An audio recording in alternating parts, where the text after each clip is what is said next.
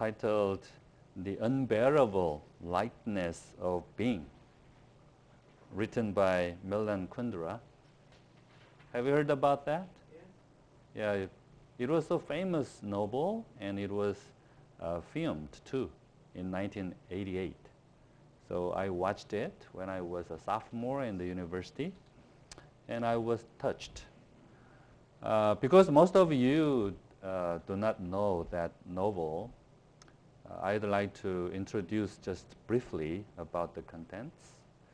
The hero, Thomas, believed that the life is light. What? Do you agree with them? Life is light? Yeah, sometimes look light, sometimes no. Yeah, so I wonder when you feel your life so light. In that novel, the Thomas got married with a beautiful woman, but he cannot satisfied with that marriage. So he had another lover. So between two women, he was shaken. And suddenly, both of couple died by the car accident. So the novel is ended with that kind of sudden death. Yeah, so in that novel, in a young age, those couple died, and it showed the life is light. Okay. And in my own life, I experienced that kind of lightness of my life. When I was a freshman, I had a tragic accident in my family members, and my big brother. I have five brothers and sisters, and my big brother had an accident. And 3 months before, my sister-in-law died of the car accident either. So within 3 years, my brother and sister-in-law died by the car accident. And my nephew and niece were 7 and 5 years old at the time. Because I was a freshman, I had a lot of dreams of my life. And my big brother was the guide for my life plan. And by himself made a life plan for me until I will be 75 years old. Just before, just 2 months before he died. And he got also a big plan for his life because he was just a tenant of a farm. He wanted to have his own orchard. And he'd like to build a big house so that our all family members can live together. So he saved about $50,000 within 7 years, right after he got married. In order to join that kind of big plan of life, my sister-in-law also worked with raising up those kids. She worked as a door-to-door saleswoman. She sold some cosmetics and clothes in those small villages in the countryside of Korea. It was not easy one. But suddenly, both of them died. And when he died, he was only 35 years old. Too young. He was 15 years elder than me, so he looked like my father. Because my father was a disabled man, he could not work in the farm. So instead of my father, my big brother took care of all things in our family. And he died. So for several months, I could not find out any reason to live. So several times I tried to kill myself. And at the time, there was a chaplain who visited me. And I gave him a question, big question. If God still alive, why did he permit them to die in that kind of tragedy and miserable way? Nothing left to their children. Between those 3 months, for the 3 months between the sister-in-law's death and my brother's, he got married with another woman. You know, in the spring season, farmer is busiest at the time to prepare the orchards. So he could not take care of his kids. So he hurried up to get married another woman. And her brother was a doctor who owned his own clinic. And he wanted to extend his building, clinic building. And he borrowed whole money of my brother with the promise that he would return within a month. But 2 months had passed, though he did not return. So on the way back home, when my brother visited his clinic to get it back, he got that kind of tragic car accident. After his death, the doctor ran away, and he did not return the money forever. So no home, no money, no parents. So my niece and nephew became orphans without anything.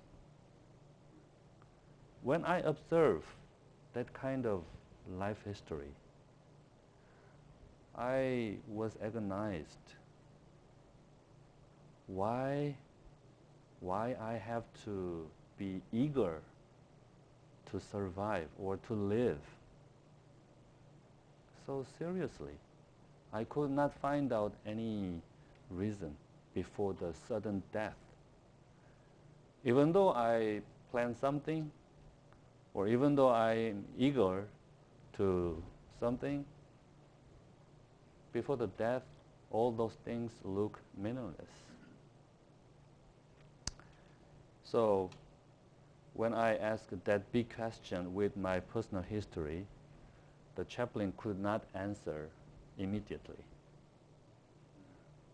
For a certain time, he kept silence, and he started saying something. And he said like this: even though I gave you some answer to your question, you will not be able to understand and accept as now. However, if you have a Bible study with me, then you will understand by yourself on some day. So why don't you have the Bible study with me? So that moment was the beginning of my Christianity journey. Okay. So someday, while I had that kind of Bible study, I took a physics class in my university. And I learned about the theory of relativity made by Albert Einstein. Have you heard about that? Yeah. This one, oh, it does not come up.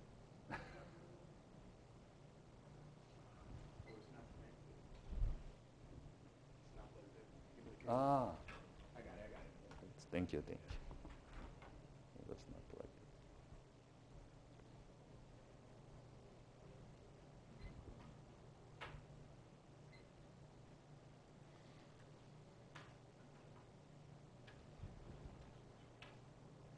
Okay, now can you see it?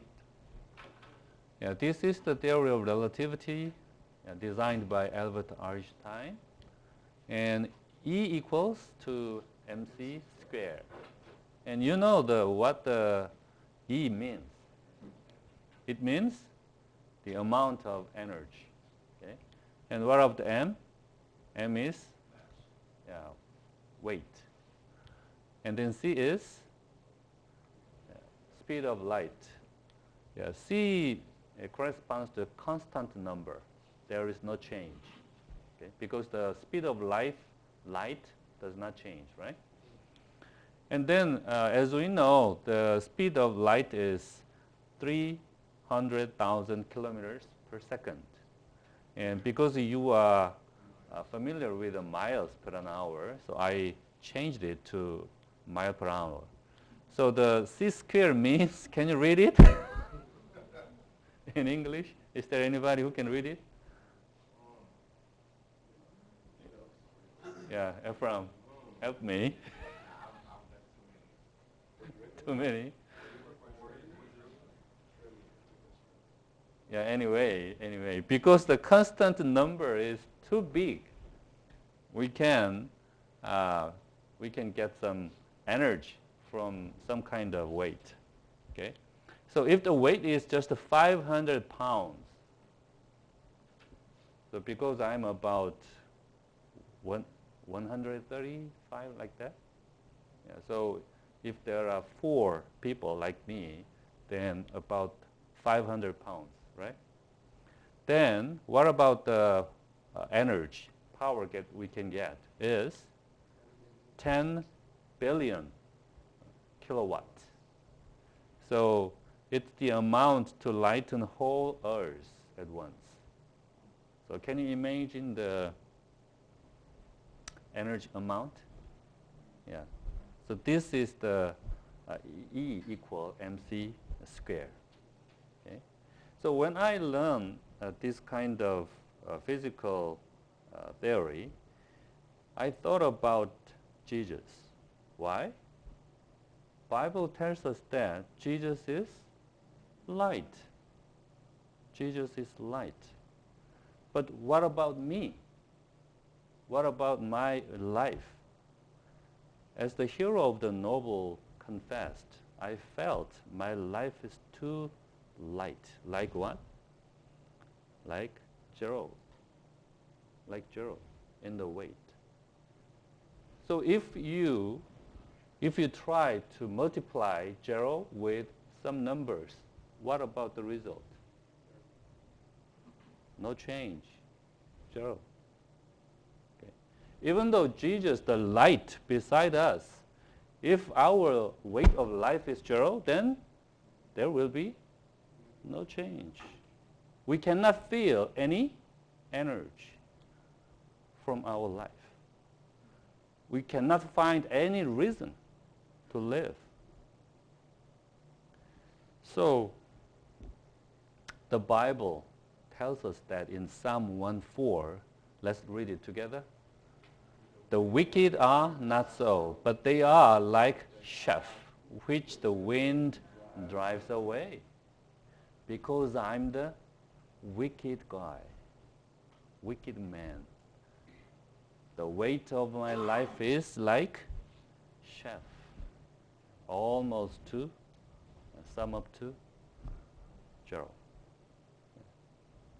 So in this world that Satan occupied, many people tells me, do not pretend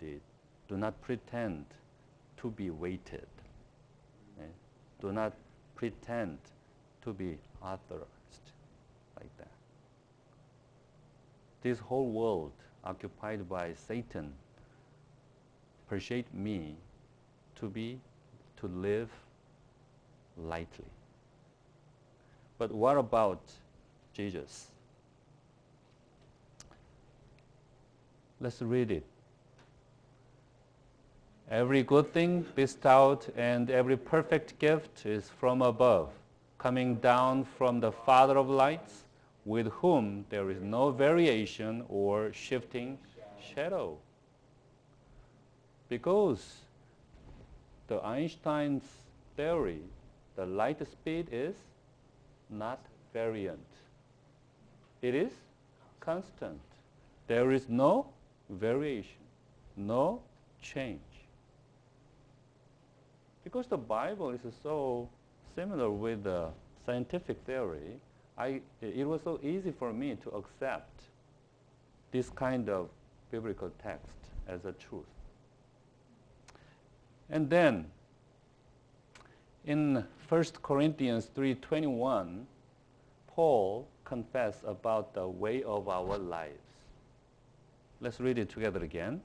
So then, let no one boast in man, for all things belongs to you. All things of this universe is, mine, is mine. You means me.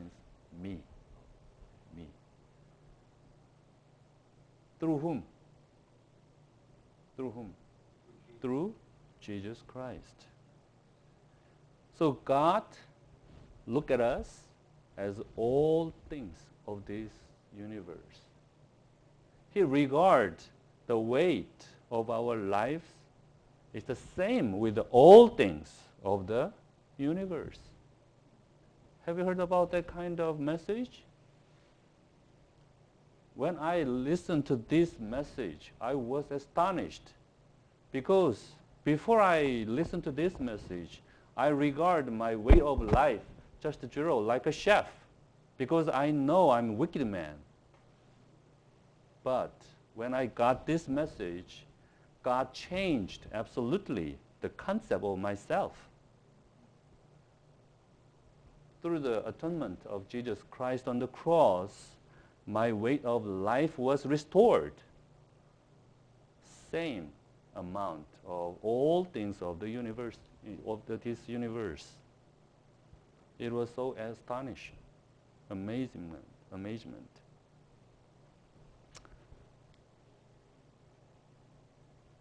Jesus told me like this, I am the vine, you are the branches. He who abides in me and I am in him, he bears much fruit. For apart from me, you can do nothing. Even though I restore my way of my life, if I'm not multiply with light speed, there will be no energy. Okay? We have to be multiplied to whom? To Jesus Christ. Then what happened? Philippians 4:13. Let's read it together. I can do all things through him who strengthens me. Jesus himself showed this kind of life with only 2 fishes and 5 loaves. He could feed 15,000 people. Even in the Old Testament, Moses, with just a stick, he showed the great power to split the Red Sea.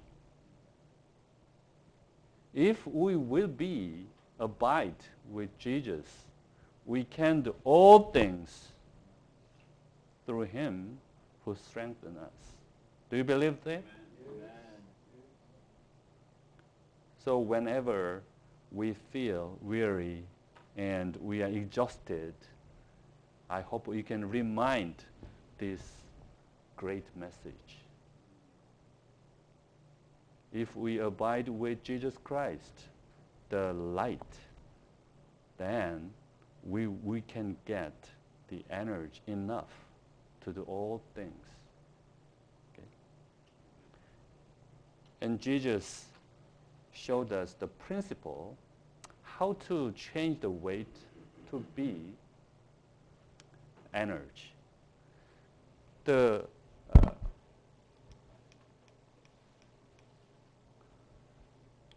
weight can be changed to energy only when it loses its weight. According to the loss of weight, it changed to energy. When Jesus sacrificed himself, he can do all things like that. Same with us.